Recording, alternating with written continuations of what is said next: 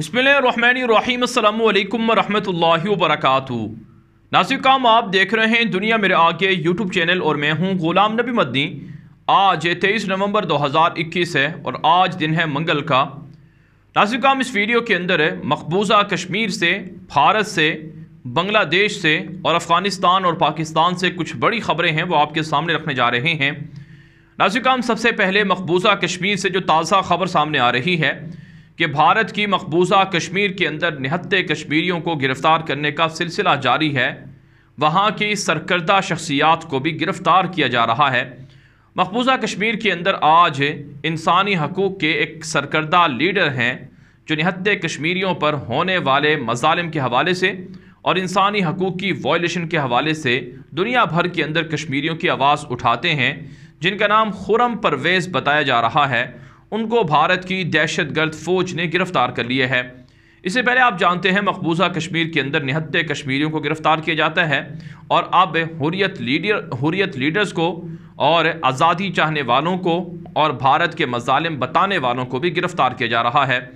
जबकि नाज़रीन काम आज कश्मीर के अंदर मुख्तलिफ़ इलाकों से आम लोगों को भी गिरफ़्तार किया गया है। 5 गिरफ़्तारियाँ सामने आई हैं जो पुलवामा के अंदर और श्रीनगर के अंदर सामने आई हैं। भारत की दहशतगर्द फ़ौज निहत्ते कश्मीरियों को शहीद भी कर रही है।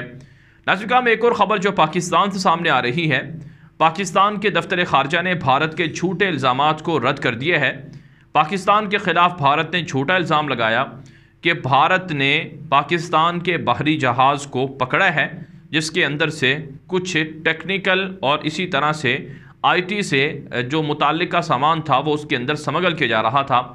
पाकिस्तान ने भारत के इस दावे को रद्द किया है और कहा है कि भारत दरअसल अपने ऊपर लगने वाले इल्ज़ामात से तवज्जो हटाने के लिए पाकिस्तान के ख़िलाफ़ झूठे इल्ज़ामात लगा रहा है। नाज़रीन काम पाकिस्तान ने मुतालबा किया है कि भारत के अंदर जो एटमी हथियार बनाने के अंदर जो मवाद इस्तेमाल होता है यूरेनियम, उसकी ब्लैक मार्केट के अंदर ख़रीद व फ़रोख्त हो रही है।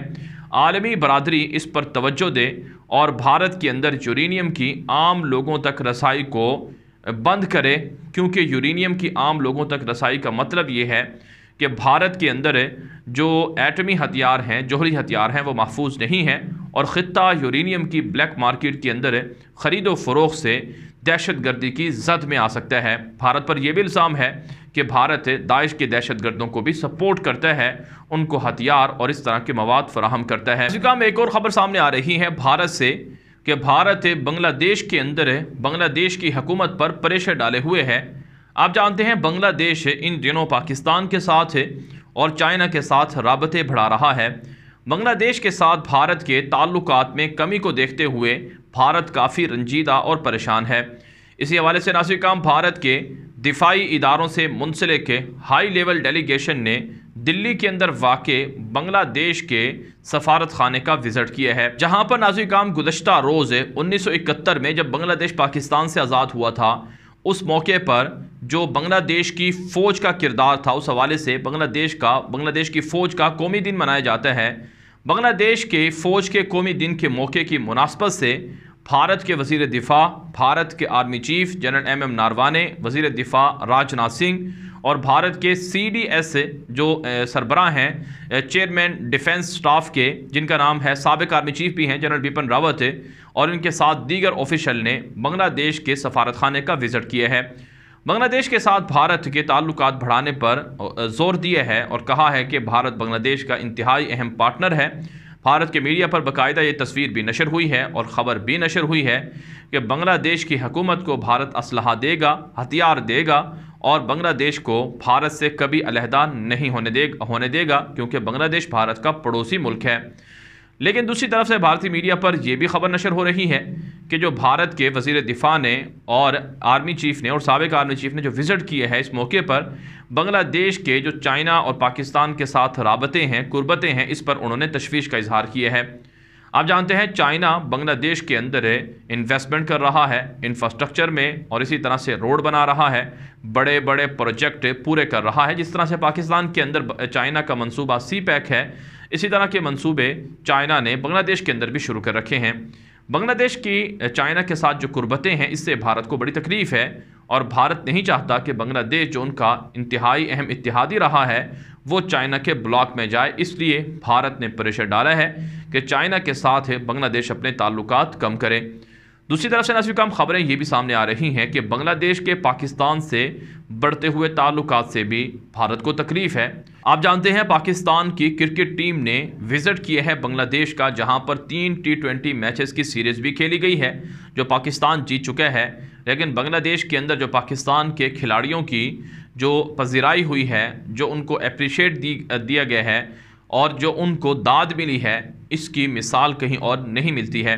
बांग्लादेश के लोग आज भी ये समझते हैं कि हम पाकिस्तानी हैं और पाकिस्तान के लोग आज भी ये समझते हैं कि बांग्लादेश के लोग हमारे भाई हैं।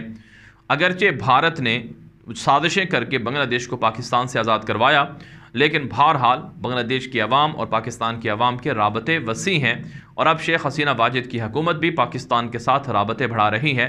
यहाँ तक कि चंद दिन पहले आपको मालूम होगा कि गर्मियों के दिनों में बांग्लादेश से बाकायदा पाकिस्तान के लिए आम भी आए थे और पाकिस्तान ने भी भेजे थे। तो इस तरह के तोहफे तहाइफ का सिलसिला और तबादला भी जारी है।